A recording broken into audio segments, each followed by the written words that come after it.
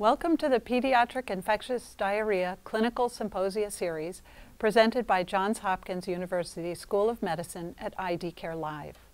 Today is the final segment in a four-part educational series that will explore issues related to the evaluation and management of pediatric diarrhea. Today's session is titled Challenges in the Management of Pediatric Diarrhea, E. coli, Shigella, Salmonella, and Campylobacter, with Dr. Deborah Duro and Dr. Pablo Aquisin. My name is Elizabeth Barnett, and I'm Professor of Pediatrics at Boston University School of Medicine. I'm pleased to serve as the chair for this important educational program series. Joining me today are Dr. Deborah Duro, Associate Professor in Clinical Pediatrics at Florida International University, and Dr. Pablo Aquisin. Thank you. He's Professor of Infectious Diseases at the University of Texas MD Anderson Cancer Center. Welcome. Today's session is a live interactive program that allows us to take questions in real time throughout this presentation. I encourage you to send your questions anytime by typing them in the box located at the lower left-hand side of your screen. I will now hand over the program to Dr. Duro to begin our presentation. Thank you, Elizabeth. So I have nothing to disclose. So the overview of my presentation is going to be to cover epidemiology, clinical characteristics, testing and treatment, and prevention and control in bacterial diarrhea in children. I'm going to be focusing mainly in Salmonella and Shigella, while my colleague Dr. Aquisin is going to be focusing on the Campylobacter and E. coli infection. Shigella species is a leading global cause of bacterial diarrhea with significant pediatric mortality and morbidity. More than 1.1 million deaths annually worldwide are reported. Among those, 70% of cases and 60% of deaths are involving children younger than 5 years of age. 10 to 15 cases annually are reported in the United States. The peak is usually in the late summer and autumn months, and again, as I said, the highest risk is in children between 1 and 4 years of age. We have a poll question here for the audience, so please take your time to respond and send your responses to us. Which species of Shigella accounts for about 80% of Shigella isolates in developing countries? Letter A is group A, Shigella dysentery.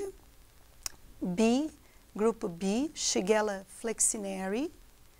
Or C, group C, Shigella boydii. Or D, group D, Shigella sonei. We may have some variety of answers in this question because I think none of us see enough cases of Shigella in our institution to be able to base our answer on this, on the epidemiology we see, and it may vary between those who see travelers and those who see local populations. What do you think we might see? Absolutely, depending on the parts of the world that these people are traveling, and we have outbreaks and can see different population. So let's wait for the response. And smaller hospitals require the isolates to be sent out for typing. So what you may have is just the species level with the Shigella and not the genus. Absolutely. That's true. So it's, it will be interesting to see what our audience responds, and we are gathering the responses now and hope to be able to show them to you. Okay, so we have the answers here. And it looks like people are seeing half of the respondents are seeing about 50% of answer A, Shigella dysenteriae, and the other half of the group think that Shigella boydii is the most common. So let's let Deborah continue her presentation so we can learn a bit more about the epidemiology of Shigella. Thank you. So actually in the US usually Shigella is transmitted to interpersonal contact, is a person-to-person, and particularly among young children in the daycare setting. So now let's talk about the types of Shigella. The Shigella sonei is the most common actually in the United States and other developing nations. So the answer is letter D. Shigella flexneri is prevalent in the developing world, while infections caused by Shigella bodi is very uncommon. Shigella dysentery is even more uncommon, but makes up for more than 25% of Shigella species isolate in Africa and South Asia. So typical, the incubation is about 12 to 48 hours, but maybe less for actually 7 days. In children can present with acute onset of very high fever, up to 39 degrees Celsius, malaise, abdominal cramps, watery diarrhea, followed by nausea and vomiting, which is not very common actually, nausea and vomiting in Shigella. And passage of frequent mucousy bloody stool. That is kind of almost pathognomonic with a lot of tenesmus present in children with severe abdominal pain. The physical findings can vary from fever, mild dehydration, lower abdominal cramps and tenderness, and increased bowel sounds.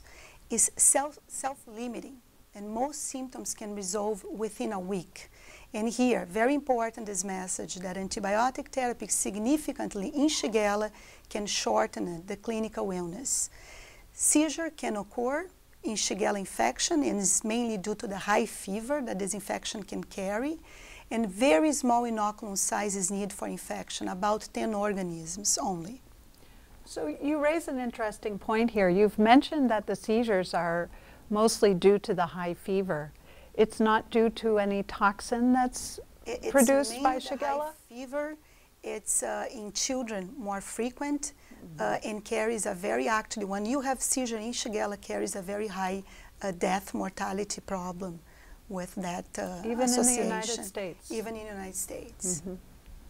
So here is a picture of Shigella, which is the presence of Shigella is a direct stool exam with microscopy, and also is presence of leukocytes in the stools, and plus the characteristic of the infection is what make the diagnosis of Shigella. The treatment is not needed in mild cases.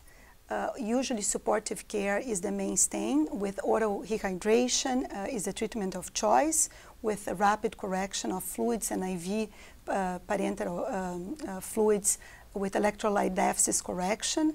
Appropriate antibiotic therapy can shorten the duration of fever and diarrhea of the symptoms, can reduce the fecal excretion of pathogens and decrease the transmission, and reduce the risks of complications.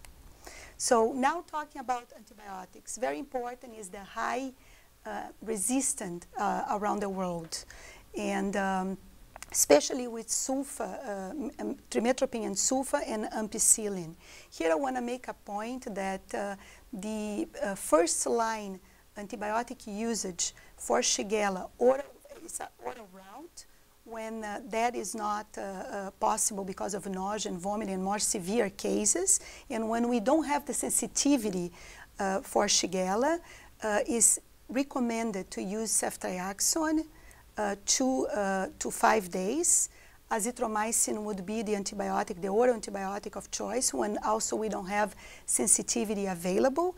And ciprofloxacin, even though it's the WHO drug of choice, is not recommended for children less than 18 years of age because of the fluoroquinolones and all the side effects that they can cause in that population.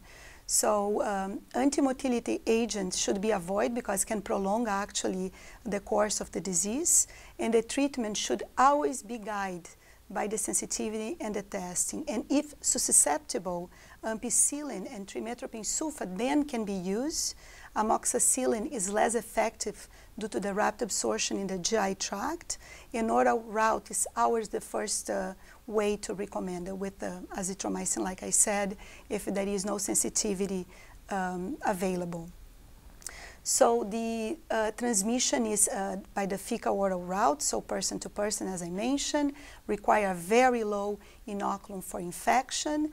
It's very important to practice good hygiene, dispose soil diapers promptly, healthy educations, keeping municipal water supply safe and clean, appropriate treatments of sewage, and avoid swallowing water from ponds, lakes, and untreated pools.